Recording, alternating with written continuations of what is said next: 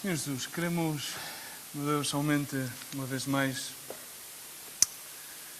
reconhecer que estamos muito longe de Ti, Senhor. Somente reconhecer a nossa condição, Pai. Senhor, temos tentativas frustradas, Senhor. Temos lutas e opressões internas, perseguições externas. Senhor, mas nada nos pode separar do Teu amor, Senhor. Senhor, Tu amaste-nos com amor eterno, Senhor. Senhor, Tu fostes o perfeito sacrifício, Senhor. O Cordeiro imolado que retirou o pecado do mundo, Senhor. E somos partícipes, Senhor, dessa Páscoa, partícipes, Senhor, desse grandioso ministério de redenção, Senhor, pela vontade do Pai que Tu cumpriste, Senhor. Por isso, nós queremos ousadamente entrar na Tua presença, Senhor. Manchados, Senhor, com debilidades, pobres, afligidos, Senhor, porque sabemos que é na Tua presença que podemos encontrar descanso para as nossas almas, Senhor. É em Ti, Senhor. Senhor, aí podemos ouvir as Tuas palavras. As Tuas palavras são vida, Senhor. As Tuas palavras são energia, Senhor. As Tuas palavras transformam-nos, Senhor. Pai, abençoa a Tua palavra, Senhor. Todos aqueles que a possam receber, Senhor, abençoa-os, transforma-os, Pai. Rogo-te, Espírito Santo, Senhor, que manifeste, Senhor, o braço do Pai, Senhor, através da sangue de Jesus Cristo, Senhor, e possas aqueles que hoje têm dúvidas sentirem-se aceitos por Ti, Senhor. Aqueles que hoje têm sentimentos de culpa possam sentir-se perdoados por Ti, Senhor. Pai, e possamos, Senhor, alegremente celebrar, Senhor, celebrar o Teu nome, Senhor, e glorificar-te, Pai, na nossa inaptidão, Pai. Obrigado por tudo, Senhor, abençoa a Tua palavra, em nome de Jesus. Amém. Amém. Quando Jesus entra no templo, Mateus 21, verso 12, em frente. Queria somente pedir que pudessem ir Mateus 21, verso 12, do 12 ao 16. E quero pedir-vos a todos, vamos fazer um exercício. O núcleo da mensagem vai estar ali, mas eu queria que ao mesmo tempo vocês tivessem a vossa Bíblia aberta em Tiago 4, ok? Vamos fazer... E oportunamente, enquanto eu estiver a ministrar a palavra, peço que possas ler os versos de 4 ou Tiago 4, verso 1 a 11, para que possa o Espírito Santo provavelmente ser mais eficaz, definitivamente do que as minhas palavras. No mundo em que vivemos, somos bombardeados por muitas mensagens. Uma das mensagens mais modernas, mais revolucionárias, à parte do telemóvel, que também é revolucionário, Tiago 4, Mateus 21. Perdão, 4, Tiago 4, de 1 a 11. Somente para vocês estarem situados e depois provavelmente podem dedicar-lhe um bocadinho mais de leitura em relação também a Mateus 21, do verso 12 ao verso 16. No mundo em que vivemos hoje, somos continuamente bombardeados por mensagens, correntes, pensamentos, ideologias, filosofias, que definitivamente, pois, temos mente para pensar e é lógico que devemos pensar, é lógico que devemos meditar e dentro de nós, muitas vezes, surgem ideias, muitas vezes chamamos-lhe as ideias novas. Parece que aquilo que suscita mais expectativa nas pessoas é quando dizemos que trazemos algo novo. Aquilo que eu quero hoje compartilhar é algo muito simples e peço que o Senhor tenha a misericórdia de dar-me a inteligência e a capacidade para alcançar que esta mensagem entre bem no mais profundo do teu coração. Uma das coisas que somos bombardeados é simplesmente no século no qual vivemos, nós somos donos de nós mesmos. É uma mentalidade revolucionária. Ok, está bem, há pouco tempo celebrámos o 25 de Abril, a festa da liberdade. Amém? Mas a verdadeira liberdade encontra-se em Cristo Jesus. Jesus Cristo disse: eu sou o caminho, a verdade e a vida. Ninguém vai ao Pai senão por mim. Amém? Se nós permanecemos nos seus ensinamentos, seremos chamados seus discípulos, diz a palavra de Deus. Conheceremos a verdade e a verdade nos libertará. Essa é a verdadeira liberdade. Jesus Cristo é a verdadeira liberdade. Mas não é.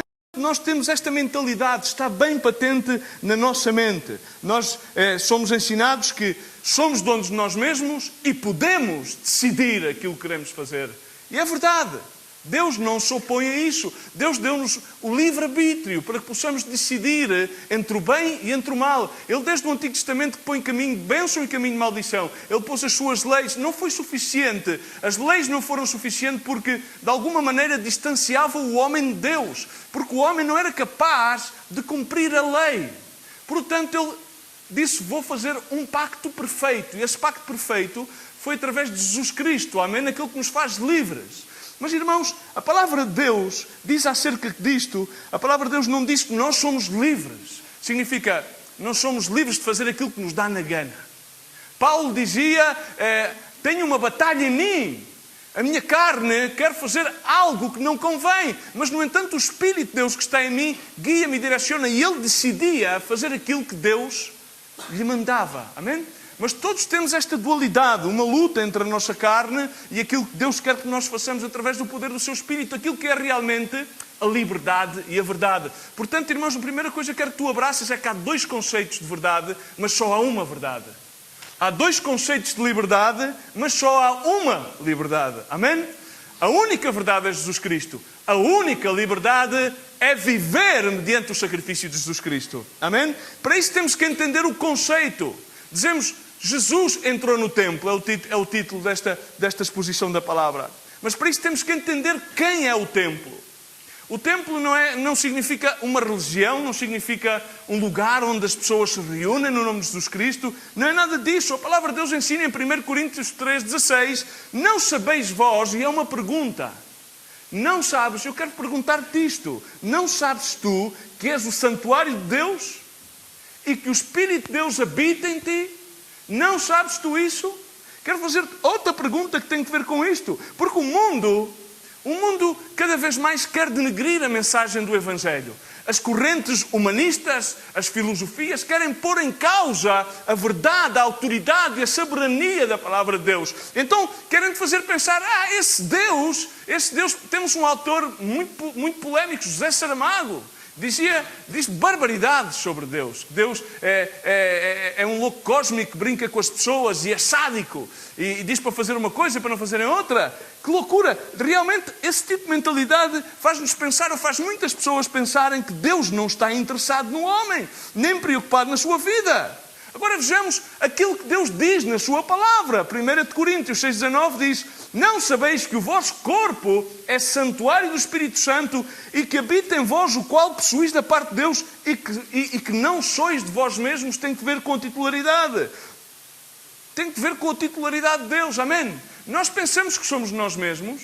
Muitas pessoas pensam que de alguma maneira Deus não está interessado nelas. E começam a questionar várias coisas.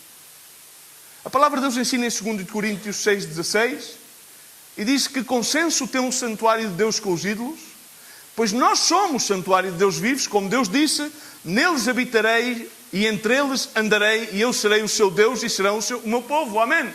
Irmãos, Deus está interessado em nós. Por isso Ele disse que Ele será o nosso Deus e que estará no meio de nós. Ele não está interessado somente em que dizer-te coisas.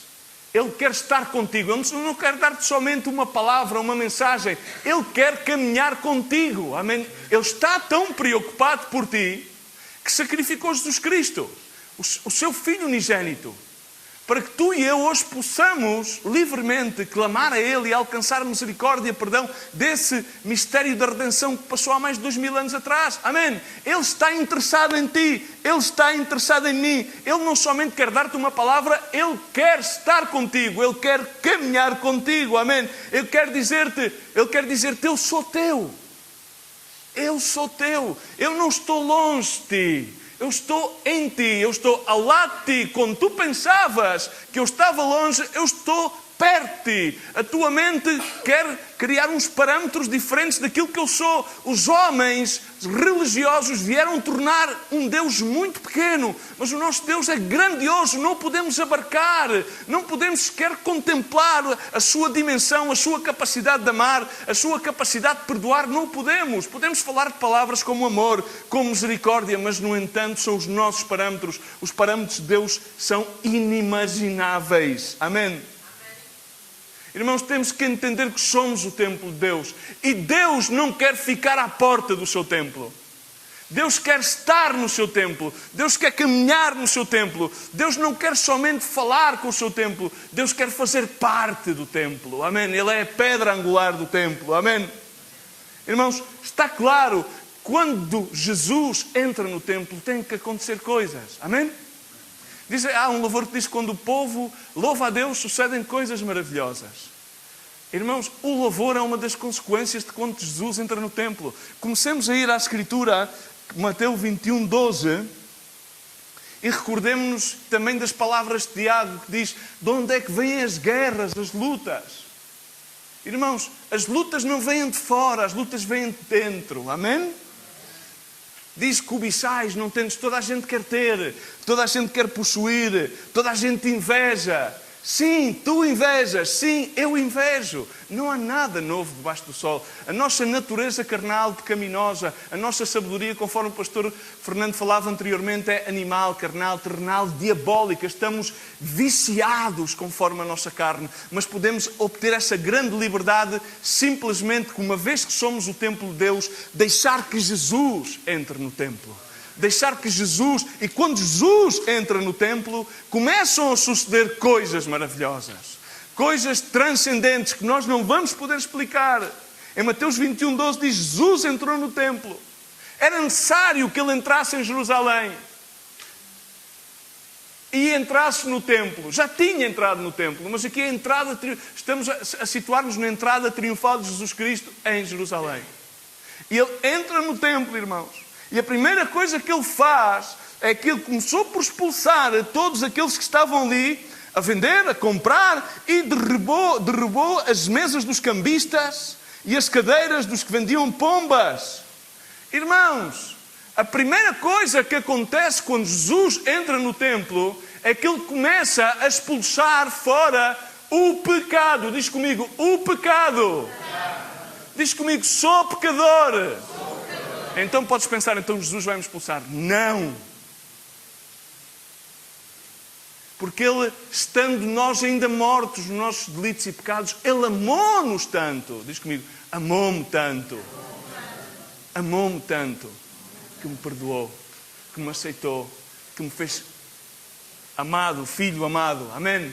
Aceite. Sim, tenho pecados. Diz comigo: sim, tenho pecados. Sim, tenho invejas. Sim, tenho contendas no meu coração. Quero alcançar luto e parece que as coisas ficam mais longe. E a primeira coisa que Jesus faz nas nossas vidas é que Jesus quer livrar-nos, diz comigo, da mentalidade duplex. Duplex. Sabes o que é um duplex? É uma habitação, um único espaço que está dividido em dois, embora que abertos, para que haja conexão um com o outro. E nós, a nossa vida continuamente busca ser duplex. Queremos estar em paz com Deus e com o diabo. Não.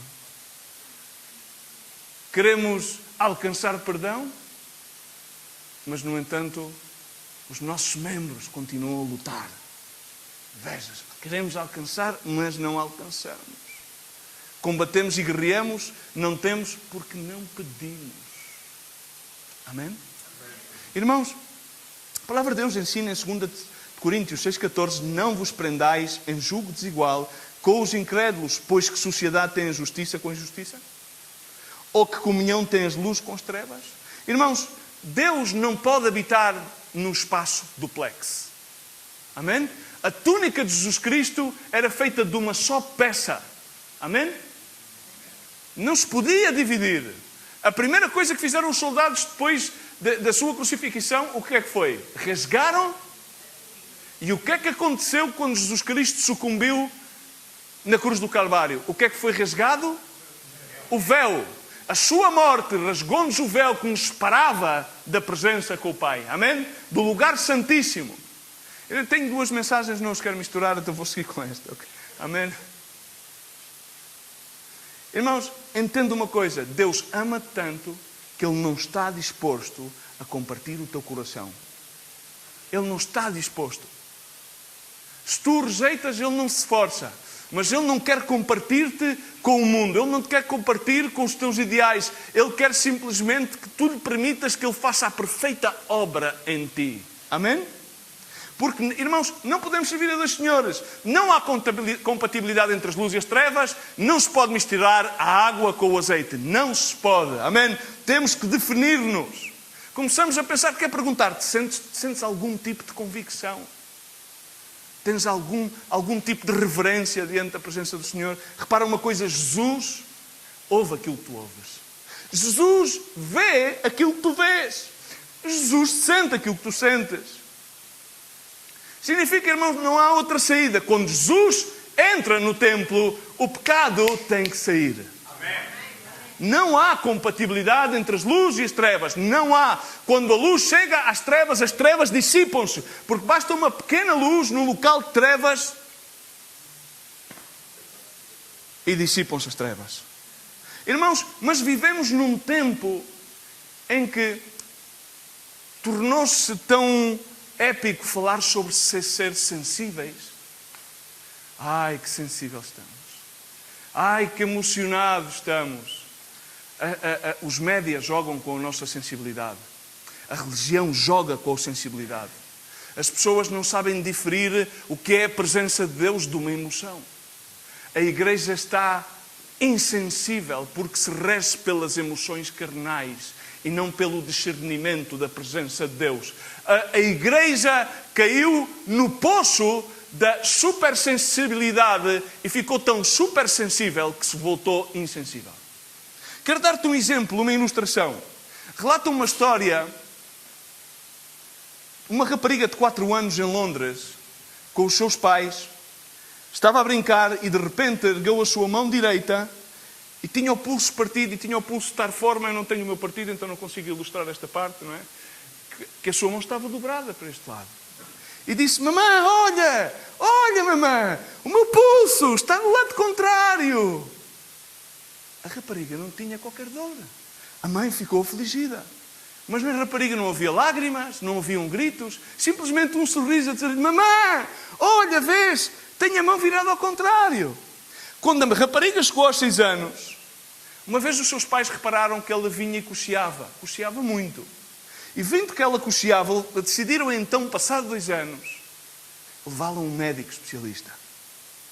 E quando chegou ao médico, fizeram-lhe raio-x, 30 por uma linha, exames, e ficaram a notar que a sua anca estava deslocada, o seu osso estava fora do lugar. No entanto, esta rapariga ia à escola todos os dias, vinha da escola e não sentia absolutamente nenhuma dor. A rapariga agora tem à volta de 14 anos. E agora é lógico que tem muito mais cuidado. Mas ainda assim, muitas vezes, aparecem feridas ocasionais, como queimaduras, porque entornou o leite a ferver para cima da mão. E quando lhe aparecem feridas e queimaduras, ela pergunta-se a si mesma: como é que isto aconteceu? Ela não tem sensibilidade à dor. É insensível à dor. Então, os especialistas médicos naquela consulta com os seus pais chegaram à conclusão que aquela rapariga sofria de uma doença muito rara que se chama ganglioneuropatia. E assim, muitas das vezes, estamos nós. Sofremos de insensibilidade ao pecado. E de repente notamos: uau, tenho esta situação. Uau, vi a ponta do iceberg, mas afinal há um iceberg atrás, não é só uma pedrinha de gelo. Tornámo-nos insensíveis àquilo que realmente interessa, à presença de Deus, ao convencimento de pecado nas nossas vidas e entender que o Senhor não pode compactuar com o pecado dentro do seu templo. Deus não quer ficar à porta do templo. Deus quer entrar no templo. Deus quer limpar o seu templo. Ele santifica-nos por meio da sua sangue. Amém? Ele faz os nossos pecados, por muito vermelhos, faz-os brancos como a neve. Amém? Por meio da sua sangue. Mas, irmãos, esta insensibilidade é perigosíssima. É mortífera. E, irmãos, não é nada novo, porque Paulo refere-se a ela quando escreve a primeira carta a Timóteo e diz: Cuidado, porque pela hipocrisia, 4.2, pela hipocrisia de homens que falam mentiras e têm a sua consciência cauterizada. Irmãos, recordo que Jesus Cristo, a primeira coisa que fez quando entrou no templo foi varrer o templo de cambistas. Hoje o templo de Deus está cheio de cambistas. Pessoas que querem vender a bênção. Pessoas que querem trocar a tua vida por alguma promessa onde não tens que trocar nada porque o preço já foi pago por Jesus Cristo. Não te deixes enganar, porque nos últimos dias sobrevirão que muita gente quer ouvir coisas novas, pregações novas. Unção e mais unção, pastores físicos, psicólogos, sociólogos, mas que estão ausentes da verdadeira presença do Maestro, que se reflete na sensibilidade ao pecado. Deus não compactua com o pecado. Deus quer limpar-nos do pecado. Deus não nos acusa de pecado. Ele sabe que nós somos pecadores. E mesmo sabendo que éramos pecadores, e mesmo sabendo como somos, imerecedores, se alguém nesta manhã se sente como eu, sente-me imerecedor de ser filho de Deus, mas pelos seus méritos eu posso alcançar a minha coroa de vida, pelo seu mérito na cruz do Calvário eu posso sentir-me limpo, pelo seu mérito eu posso olhar para mim e ver que tenho manchas, mas dou 2 passos e vejo um branquinho, porque Jesus Cristo está ao meu lado, Jesus Cristo está dentro de mim. Eu não quero à porta. Eu quero dentro do templo. Ele entrou no templo. E coisas maravilhosas acontecem quando Jesus Cristo entra no templo. Não só nos limpa de pecado. Ele traz algo precioso ao templo. Porque o templo estava sem oração. O templo estava cheio de trocas. Dá para receberes. A doutrina de Balaão. Arrepende. A doutrina de Jezabel. A minha casa não é uma casa de grandes campanhas. A minha casa não é uma casa que necessite de Hollywood, de TV, de não sei o quê. A minha casa é chamada casa de oração. Amém. E onde é que está a igreja que ora? Onde é que está a igreja que ora? Pergunte, onde é que tu oras? Porque o Senhor ensinou os seus discípulos, as suas primordiais ensinamentos foi de ensiná-los a orar. E assim orareis, disse. Eu tirei um certo da página presidencial dos Estados Unidos, de quando, não é o Obama, de quando era presidente Abraham Lincoln. E o presidente Abraham Lincoln, em 1863, escreveu uma declaração naquilo que ele proclamou ser o Dia Nacional da Oração e do Arrependimento. Irmãos, a igreja não precisa de muita gritaria. A igreja necessita de oração e de arrependimento. Porque foi a primeira coisa que Jesus Cristo trouxe ao templo. Foi a oração. Foi o primeiro sermão que Jesus Cristo pregou. Foi o arrependimento. Não foi a prosperidade.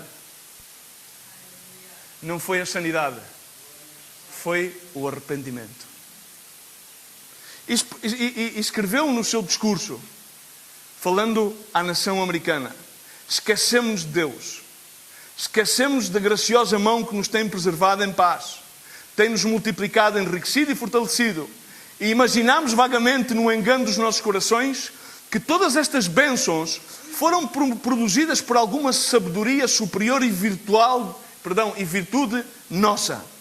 Fomos intoxicados com o sucesso inquebrável e tornámos-nos demasiado autossuficientes para sentir a necessidade de redimir e preservar a graça. Demasiado orgulhosos por orar a Deus, ao nosso Criador. Resta-nos uma coisa: humilhar-nos ante o poderoso que ofendemos e confessar os nossos pecados nacionais e pedir por clemência e por perdão.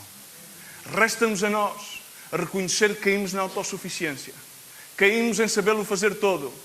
Caímos em fazer réplicas do passado. Caímos, como cantavam há pouco os irmãos: estou a voltar à essência da adoração. Perdoa-me aquilo que eu fiz dela. Fizemos da igreja um local que não é a igreja. Fizemos de nós aquilo que Deus não quer que sejamos. A oração, irmãos, é a única coisa que nos leva à comunhão com Deus. É o único caminho, é a oração. A comunhão redunda-se em oração. Posteriormente poderão vir a adoração, a contemplação e o júbilo e a alegria. Mas a oração e o arrependimento são a essência da igreja. Não há vida sem oração e sem arrependimento. Amém? Não fomos chamados para arrepender-nos uma vez. Fomos chamados para produzir continuamente frutos dignos de arrependimento. Irmãos, a oração leva-nos outra vez a centrar-nos naquilo que é verídico, que é verdade. Irmãos, quando oramos, encontramos na realidade, e ficamos a saber quem somos nós e quem é Deus. Não para um sermão, é na oração. É na oração que entendemos que Ele demonstrou o seu amor por nós sendo em pecadores. Não é lendo Romanos 5, é tendo a revelação de Romanos 5 quando oramos. Quando oramos, recordamos daquilo que verdadeiramente necessitamos. Porque buscamos muitas coisas, pedimos muitas coisas, lutamos por muitas coisas, mas não são aquelas que recebemos. Porque não pedimos, não oramos. E tudo aquilo que necessitamos é que Deus habite no templo. Irmãos, equivocas-te, porque Jesus só pode ser encontrado em oração. Se pensas que podes encontrar do outro lado, esquece-te. Somente encontras a Jesus orando. Quando oramos, encontramos o foco, não nos nossos problemas, nem nos problemas dos demais. Porque temos a mania de focar-nos sempre ou nos problemas dos demais ou nos nossos problemas. Mas quando oramos, centramos no problema. E esse problema chama-se pecado. Chama-se inveja. Chama-se cobiça. Chama-se insatisfação. Chama-se luxúria. Chama-se pornografia. Chama-se adultério. Chama-se mentira. Chama-se, em suma, lepra. E a lepra é uma doença que saibas que, apesar das pústulas que apresenta, concentra-se no sistema nervoso e faz as pessoas que sofrem da lepra e a manifestam nas suas feridas serem insensíveis à sua dor. É nada mais, nada menos do que a ilustração do pecado. Mas quando oramos, temos o foco do pecado e entendemos que não é importante o nosso problema. Nem sequer é importante as mágoas que podem causar os nossos problemas. Encontramos que o foco é pedir misericórdia a Deus pelo pecado nosso e pelo pecado da nossa nação, pelo pecado da nossa comunidade, para que Ele volte a restaurar a dignidade da sua casa de oração. Jesus Cristo ensinou muitas coisas acerca da oração. Em Lucas 18:1 diz-lhe, contou-lhes uma parábola sobre o dever de orar sempre, não somente ao domingo, não somente quando nos reunimos. É engraçado que as pessoas têm a tendência para orar na igreja, às vezes. Mas normalmente quando oram é na igreja, porque depois esquecem-se que Jesus ensinou. Quando orares, entrai na vossa habitação. E começado a orar assim, não vou entrar nessa explicação, mas disse também, orai sem cessar. 1 Timóteo escrevendo Paulo, orai sem cessar. Quando devemos orar? Orar sempre. Quando devemos orar? Orar sem cessar. Ensinou também em Filipenses 4:6, não andeis ansiosos por coisa alguma. Antes, em tudo, sejam os vossos pedidos conhecidos diante de Deus, pela oração e pela súplica, com a ação de graças, agradecendo a Deus anteriormente. E a paz de Deus, quando tu oras e agradeces, mesmo que ainda não tenhas recebido nada, tens essa confiança, essa fé, a paz de Deus inunda a tua vida, a paz de Deus que excede todo entendimento e guarda o teu coração e guarda os teus pensamentos em Cristo Jesus, a verdade, porque Ele está no templo. Terceiro ponto, quando Jesus entra no templo, 21:14, traz cura. Traz cura. Há um pastor muito conhecido que relata uma história, a qual eu também tirei um excerto do seu website. Relata uma história de que uma vez em Idaho, ele é americano, visitava uma igreja. E nessa igreja, depois da pregação, pediram-lhe para que fosse orar, uma senhora pediu-a para que ele fosse orar por um homem que tinha cancro. E ele assim o fez. Orou com fé, com audácia, no nome de Jesus Cristo, pela sangue de Jesus Cristo, que o Senhor tivesse misericórdia daquela vida e que o pudesse curar. Na semana seguinte, esta senhora chamou-lhe. Ele recebe a chamada telefónica E a senhora diz-lhe: você esteve a orar pelo meu esposo que tinha cancro. E o pregador, assim que ouviu isto, vendo possivelmente a primeira instância, foi logo: uau, de certeza que ele foi sarado, de certeza que foi curado, glória a Deus. Então o que aconteceu? Ele realmente viu que, em vez de dizer alguma coisa, ele viu que a senhora utilizou o verbo no passado. Você orou. E isso fez-o pensar. Mas antes que ele pudesse dizer qualquer coisa, a senhora disse-lhe ao telefone: ele morreu. E naquela altura o pregador sentiu-se terrível. Sentiu-se terrível, sentiu provavelmente um fracasso. Não tinha tido fé suficiente para orar por aquele homem. Mas a senhora continuou ao telefone dizendo: não se sinta mal. Porque na semana passada, quando ele veio o meu esposo à sua igreja, ele era uma pessoa zangada, cheia de ira. Ele sabia que tinha uma sentença de morte. Ele sabia que num período de curto tempo iria morrer. E tinha ódio com Deus, não queria nada com Deus. Ele tinha 58 anos e ao ver os seus filhos e os seus netos, a única coisa que ele queria crescer era vê-los crescer, vê-los viver. Mas estava tão irado com Deus. Dava as culpas a Deus. E questionava a Deus: tu és Deus, porquê é que não me curas? Ele deitava-se e durante a noite blasfemava. E a sua raiva e a sua ira continuamente aumentava, de tal modo que já me era insuportável estar ao pé dele. No entanto, a senhora seguiu e disse-lhe: mas depois de que você orou por ele, houve uma paz, uma alegria que inundou o seu interior. E quando saímos da igreja, começámos a orar os dois, a cantar, a ler a palavra, e passámos estes dias com muita paz e com muita alegria. Eu só lhe chamei para agradecer-lhe, pastor, o ter orado por ele. E depois no fim disse-lhe: ele não foi curado, mas ele foi sarado. Ele não foi curado. Há muita gente que quer se curada e Deus quer te sarar. Provavelmente também curar. Porque quando Jesus entra no templo, coisas maravilhosas sucedem.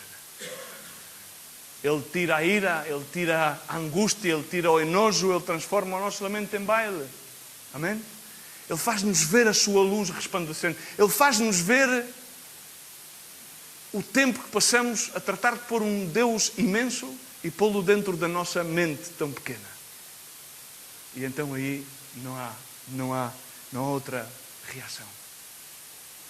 Deus segue a sarar. Também cura. Mas como te digo, pede e não recebe. Adultos e adultas, não sabeis que a amizade do mundo é contra. E pedis, mas pedis erradamente. Pedis para receber aquilo que vocês querem. Provavelmente aquilo que Deus quer não é livrar-te do teu aguilhão, conforme passou com Paulo. Paulo queria se ver livre do aguilhão. E Deus disse-lhe: Paulo, amado, servo de Deus, não servo como és, quero dizer-te que a minha graça é suficiente. Segue com esse aguilhão, segue com essa luta, porque a minha graça é suficiente. A minha graça produz paz. A minha graça é a tua sanidade. Quando Jesus entra no templo, quando tu deixas que Jesus entre na tua vida, provavelmente Ele não te cura, mas provavelmente Ele faz-te estar em paz com os teus fantasmas, com as tuas lutas, com as tuas debilidades. Ele faz-te entender realmente quem tu és, mas Ele mostra-te sobre todas as coisas quem Ele é, mediante a sua graça. Amém? Quando Jesus entra no templo, traz louvor. Versos 15 e 16. Vendo, porém, os principais sacerdotes e escribas as maravilhas que ele fizera, e os meninos chamavam no templo: Hosana ao filho de Davi. Indignaram-se e perguntaram-lhe os fariseus: ouves o que eles estão a dizer? E respondeu-lhe Jesus: sim. Nunca veis lido que da boca dos pequenos e das criancinhas de peito tirastes o perfeito louvor?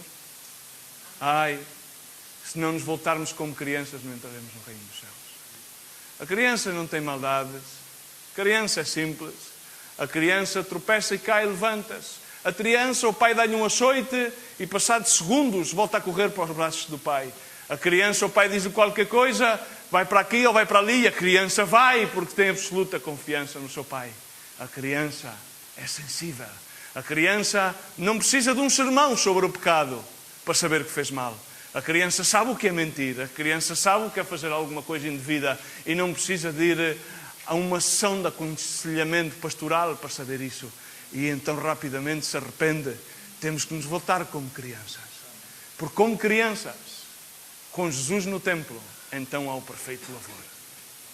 Há um coração de adoração, no qual não há protagonismo nenhum, onde não interessam os acordes, onde não interessam os tons de vozes, onde não interessam quantas pessoas há no salão, quantas pessoas nos veem pela internet ou quantas pessoas nos ouvem pela rádio, porque o único centro é o Jesus, Hosana, filho de David. Hosana, filho de David. Louvado seja o teu nome. Irmãos, as nossas vidas não poderemos jamais mudar as circunstâncias. Mas se aprendemos a louvar a Deus com um coração como de uma criança, então poderemos ver as circunstâncias e podemos ver as dificuldades com uma diferente perspectiva. A perspectiva de Deus. Um coração simples. Verdadeiramente podemos ter um foco diferente. Uma maneira de enfocar as coisas diferente na vida. Irmãos, temos que voltar a ser como crianças. Temos que permitir que Jesus entre no templo. Conta uma história já muito antiga de que um pecador foi expulso de uma igreja. E ao chegar à porta viu a Jesus. E à porta da igreja encontrou-se com Jesus. E estava a chorar. E angustiado, não me aceitaram, não me querem ali. E olhou este homem e viu a Jesus. E Jesus perguntou-lhe: por que choras? Por que choras, meu filho? Jesus, estás aqui? Choro porque não me aceitam ali. Não te preocupes. A mim também não me aceitaram. Provavelmente estaremos assim. Como igreja ou como templo. Queremos ser tão perfeitos como os fariseus e como os escribas. Queremos ter as nossas longarinas bem medidas e estar bem vestidos e bem aprumados. Parecer bem às multidões. E quando os cegos vierem a buscar a luz de Jesus Cristo, quando os leprosos vierem cheios de pecado, quando os angustiados venham cheios de lamúrias, diremos-lhe: não sabes tu aquilo que diz a lei? Mas não sabes tu que tal pessoa imunda com falha não pode entrar na presença? Irmão, o véu já foi rasgado. No Antigo Testamento somente o sacerdote podia passar para lá do véu. Por vezes estamos na igreja, comemos do pão, mas não passamos do átrio. Mas quero dizer-te, provavelmente, não me aceitam, provavelmente, identificando-te com Tiago 4, tens lutas internas, tens lutas externas, o teu olho mal direciona-te, tens invejas, tens cobiças, tens sempre algo a dizer. Tu queres ter a última palavra, mas eu quero dizer que Jesus Cristo já teve a última palavra. E Ele disse: Pai, a ti te entrego o meu espírito. E quando Ele disse isso, o véu, havendo descobrindo o véu do templo, rasgou-se. E assim podemos nós, ousadamente, entrar na sua presença. Por meio do sacrifício de por meio dessa sangue, somos limpos. Somos limpos para permitir que Jesus entre no templo. Somos livres para arrepender-nos das nossas manchas. Estamos cegos, provavelmente. Temos algum tipo de doença nos olhos que nos dá uma imagem turva de Jesus Cristo. Jesus pode limpar-te os teus olhos. Jesus pode limpar o teu coração, os teus pensamentos. Jesus pode fazer de ti uma criança. Somente deixa que Jesus entre. A palavra de Deus diz em Apocalipse: é aqui que eu estou à porta e bato. E entrarei se me abrires a porta. Queres hoje abrir a porta do Senhor ao teu coração? Queres hoje, não interessa quantos anos levas no Senhor ou no ministério, mas provavelmente, irmãos, tens muitas obras e tens nome de que vives, mas provavelmente estás morto. Provavelmente estás morto. Arrepende das tuas obras. Arrepende da tua autossuficiência. Arrepende porque não tens orado suficiente. Arrepende porque em vez de realmente quereres glorificar a Deus, queres tu perpetrar uma imagem de Deus. Não temos porque perpetrar a imagem de Deus. A casa de Deus não é casa de anedotas. Não é casa de anedotas. Devemos chegar à presença de Deus com a devida reverência e estar ante a sua palavra com a devida reverência e dizer-te: Senhor, eu abro a minha porta. Senhor, eu entendo que sou o teu templo. Senhor, tenho lutado muitas vezes. Tenho direcionado mal as minhas lutas. Tenho o meu coração cheio de coisas controversas. Eu sei que pela tua sangue tu limpas, Senhor. Senhor, vem ao meu templo. Começa a limpar-me, Senhor. Tu és santo, Senhor. Eu quero aceitar-te. Senhor, eu não quero simplesmente vir aqui comer um domingo mais, um bocadinho de pão, e sair daqui, continuar com as minhas lutas, continuar tudo igual, continuar sem orar, continuar num estado de mornez, sem estar definido, Senhor. Eu quero definir-me por Ti, Senhor. Eu quero entregar todo o meu ser, Senhor. Eu quero que Tu venhas não somente a entrar no templo, mas a permanecer, a dares-me da Tua palavra, a falares comigo, a escutares-me, Senhor, a caminhar comigo, a direcionar-me, Senhor. Senhor, eu quero fazer da minha vida uma vida de oração, Senhor. Quero falar contigo, Senhor. Não com muitas fórmulas, mas eu quero falar contigo, falar sem cessar contigo. Saber que eu necessito a cada dia, Senhor. A cada dia eu necessito comer da Tua palavra. A cada dia eu necessito conversar contigo. A cada dia eu tenho que deixar-te as minhas angústias, porque o meu coração turba-se. Oh, Senhor, eu quero, meu Deus, eu quero fazer da minha casa, Senhor, casa de oração. Senhor, eu quero que na minha casa, na minha vida, Senhor, Tu possas manifestar a Tua mão, Senhor, e possas sarar as minhas feridas. Porque o Teu templo é um templo onde Tu introduziste a Tua sanidade. E eu quero, Senhor, abraçar essa sanidade. E eu quero louvar-te, Senhor. Eu quero louvar-te. Eu quero louvar-te. Hoje, se queres aceitar este desafio, quero convidar-te a que ponhas aí de pé. Simplesmente. Fecha os teus olhos e pedir aos irmãos do louvor que possam subir aqui acima.